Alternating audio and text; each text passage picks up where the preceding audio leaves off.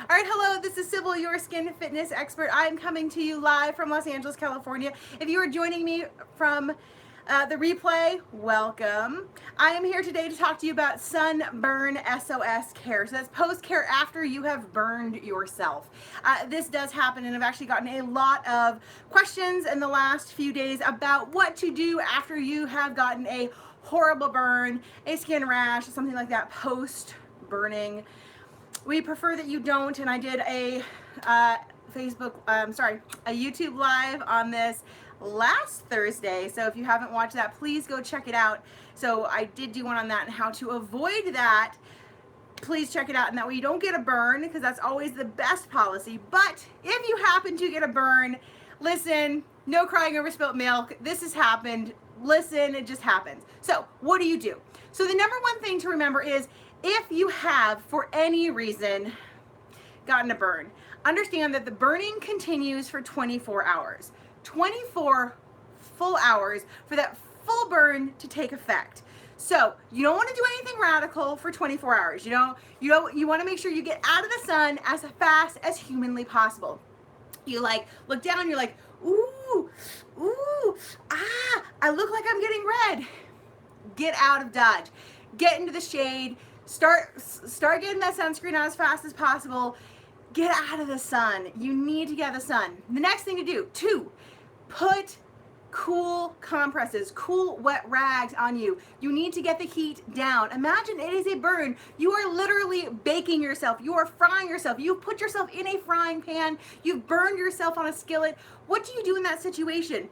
You need to cool it down. You need to get it as cool as humanly possible, okay? So this is what we need to do. Cool it down, get it out of the sun, start to cool it down. And that is for a 24-hour period. You do not want to be putting moisturizer on it. So no creamy moisturizers. People are always calling me, dropping me emails, being like, Sybil, I started slathering in moisturizer. No. Please don't. What happens is that oil-based moisturizer starts to keep the heat in, all right? No butter, that's a wives' tale. No Vaseline, no. Please, just water-based serums. So that's number 3, water-based serums. So that's a gel, and that's why people are always saying aloe. The reason why they're just telling you aloe is because 1, there are healing properties to aloe. 2, it's water-based. It's a water-based serum. Okay, but any kind of water-based serum is going to help that, mostly because it's cooling it down and it is keeping it hydrated. We do want to keep that area hydrated because it is hydration. You're losing your lipids. It's literally coming out of your skin. All that moisture is leaving, because what happens when you cook something? Remember, you are literally cooking yourself. You are being cooked. You are cooking yourself, all right? So just like you take chicken or tofu or whatever you take out of the oven or off of a pan and you leave it and it continues to cook afterwards, you are cooking for 24 hours, okay? So you are continuing to cook. How do you stop that cooking process? You cool it down. You put it in the refrigerator, you put water on top of it that's cool, and that's what we're trying to do. And we're trying to keep your moisture in, because if you ever cook something and it gets really dry afterwards, that's what's happening to you. You are getting dry. To help you stop peeling and to get you so you're less itchy, 3 to 4 days post, we're going to try to keep hydration in you, but we need to keep water hydration. So what we're going to do is we're going to try to put water-based serums onto you. So that's anything that is clear and gel-based. If you're looking for aloe, you can get it directly off the plant. It's fine. But what I will tell you is that there's an oil in that plant called cina oil. And if you've ever opened it up, it's that weird yellow stuff. That is highly irritating to the skin. Many people are allergic to it. You want to try to avoid that. So a lot of times I'm like, just go get it from the store. It's fine. They take the cina oil out of it. The other thing is, you don't want anything that's been added colors to it. So if it's weird green, aloe isn't green. When you open it, it's white inside. You want the white stuff, okay? You want the clear gel.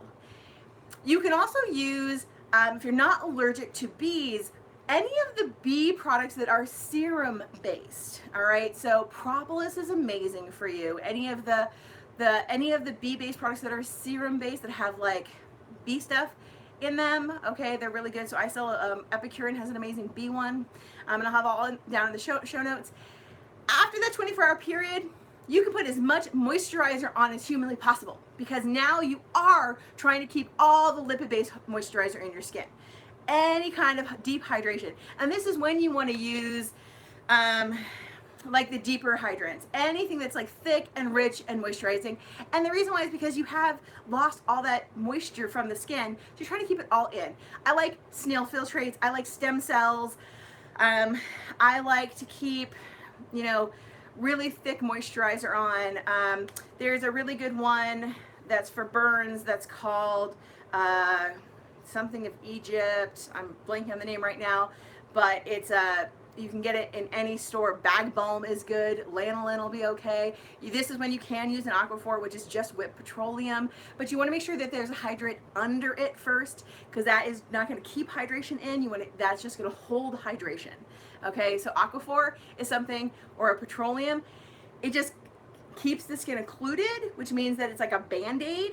So you want to put something under it so that stays on top of it and just keeps it in.